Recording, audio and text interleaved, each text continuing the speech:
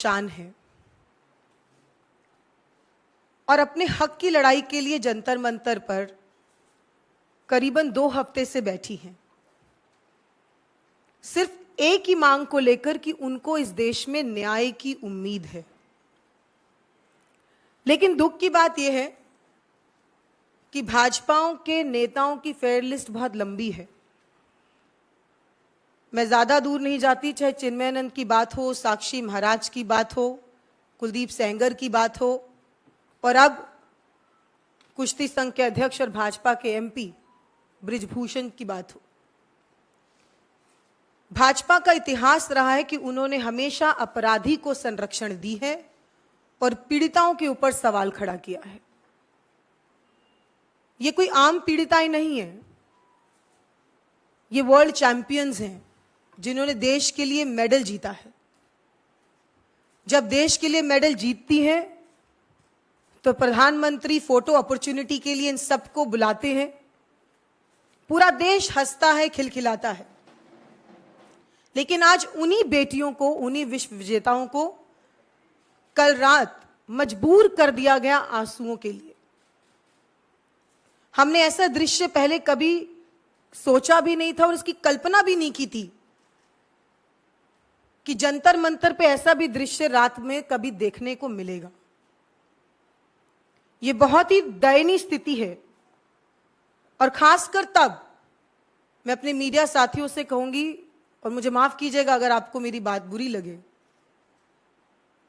लेकिन POCSO act के अंदर जो धाराएं लगती हैं, इतनी गंभीर धाराओं के बावजूद हमारे मीडिया के साथी उस अपराधी का सरेआम इंटरव्यू ले रहे हैं और वो सरेआम इंटरव्यू दे रहा है। अब तक तो उनका इमीडिएट अरेस्ट हो जाना चाहिए था, सिर्फ और सिर्फ क्योंकि वो भाजपा के एमपी हैं, क्योंकि वो कुश्ती संघ के अध्यक्ष हैं, क्योंकि वो मोदी जी और अमित शाह जी के करीबी हैं, तो उनको इस देश में महिलाओं के साथ छेड़खानी करने के लिए इम्यूनिटी मिल जाएगी। ये देश की बेटियां कभी भी बर्दाश्त नहीं करेंगी। मैं पूछना चाहती हूं कि उनकी कल गलती क्या थी। हम सब ने कल दिल्ली का मंजर देखा, जिस तरीके से बारिश हो रही थी, गद्दे गीले हो रहे थे, जंतर मंतर पे जहां वो बैठी हैं वहां गद्दे गीले हो रहे थे। अगर उनको कोई खटिया दे रहा है या कोई मदद कर रहा है, उसके नाम पर उनके साथ उस तरीके से बदसलूकी करना, बदतमीजी करना, अमानवीय विहार करना, कपड़े फट रहे हैं, खरेड़ा जा रहा है, ये दृश्य दिल्ली के अंदर दिख रहा है जंतर मंतर पे विश्व विजेताओं के साथ। स्मृति ईरानी जी कहां हैं? स्मृति ईरानी जी से सवाल करना बड़ा जरूरी है। महिला बाल विकास मंत्रालय है उनके पास। उनकी ममता, उनकी करुणा, उनका लाड सिर्फ और सिर्फ अपनी बेटी के ऊपर जब बात आती है तभी क्यों निकलता है? ममता के 2 बोल इन देश की बेटियों के लिए अभी तक क्यों नहीं बोली हैं? क्या आपकी कोख से अगर कोई जन्म नहीं लेगा तो क्या उन देश की बेटियों के आप बोलेंगे नहीं? ये एक बहुत बड़ा सवाल खड़ा होता है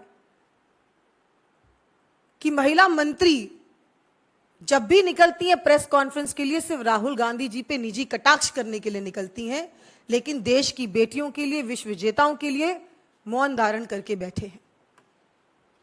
चुप्पी पर सवाल खड़ा होगा। आज मीडिया से भी एक सवाल करना चाहती हूं।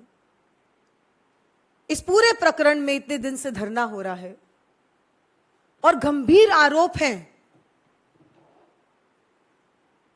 ऐसे में प्रधानमंत्री नरेंद्र मोदी जी और गृह मंत्री अमित शाह जी से सवाल क्यों नहीं किया जा रहा है? सारे सवाल महिला खिलाड़ियों से ही क्यों किए जा रहे हैं? हमें उनका समर्थन करना होगा और देश का हर व्यक्ति उनका समर्थन करता है।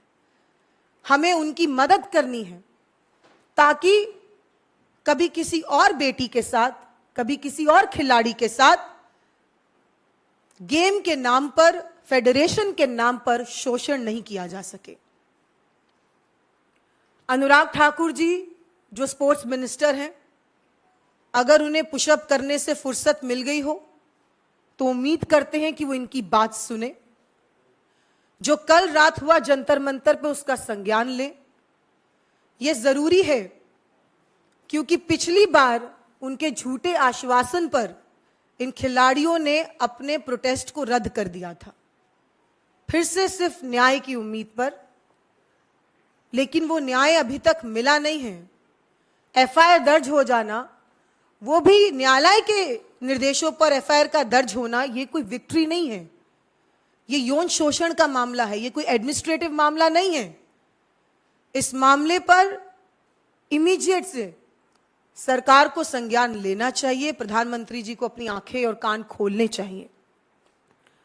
अब ये समय आ गया है कि ये देश तय करे कि उन्हें रेपिस्ट चाहिए या उन्हें मेडलिस्ट चाहिए। ये निर्णय लेने का समय आ गया है। और आज अगर हम इसमें चूक गए तो कल जो हजारों और करोड़ों लड़कियां खिलाड़ियों को देखकर कहीं ना कहीं अपना प्रेरणा स्रोत मानती हैं, अपने घर की दहलीज पार नहीं कर पाएंगी और इन खेलों का हिस्सा नहीं बन पाएंगी। तो इस मंच से यही कहना चाहूंगी अंत में कि हमें अब भी उम्मीद है कि बेटियों के साथ न्याय होगा, लेकिन हमें सरकार से उम्मीद नहीं है, हमें इस देश की कानून व्यवस्था से उम्मीद है। और हम मांग भी करते हैं कि कोर्ट मॉनिटर्ड इन्वेस्टिगेशन हो, क्योंकि जब तक वो फेडरेशन के अध्यक्ष बने रहेंगे, जब तक उनका रेजिग्नेशन नहीं होगा, जब तक उनका अरेस्ट नहीं होगा, ये एफआईआर भी बेमानी है और आने वाली इन्वेस्टिगेशन